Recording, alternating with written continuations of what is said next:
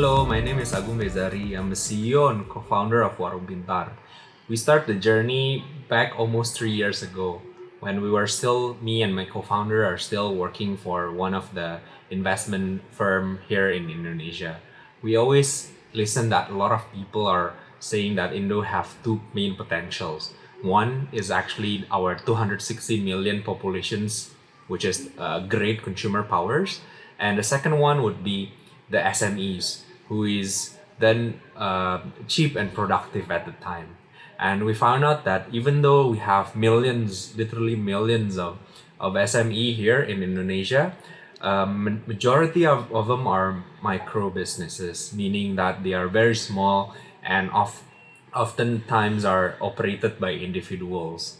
And what really interesting here is actually there's a lack of progress and lack of opportunity for them to grow. When you look at Indonesia consumer product, majority of them, in fact, more than 70% of them are still distributed through these micro businesses. So this is what we call the mom and pop shop business, or what here in Indo what we call warung, right? So these warungs are very important in our societies because they are a core distribution and supply chain for us, for our population, for the 260 million people to get the items. But the problem with that is that the business itself is not very sustainable. Oftentimes are indebted, and majority of them are don't know any ways to grow their businesses. We believe that technology could create access for them. So in the last almost 3 years, we built two main products. One is Warung Pintar app. So what we do in Warung Pintar app is basically three things, right?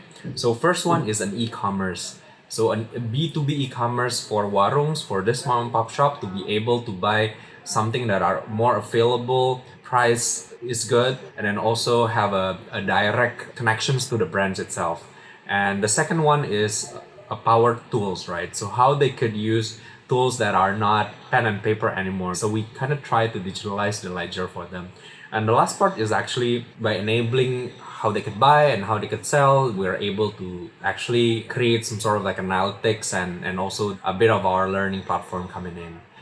The second product of Warung Pintar is actually distributions, right? So majority of the supply chain here in Indonesia is still very conventional. Mostly are pen and paper and also full of middlemen.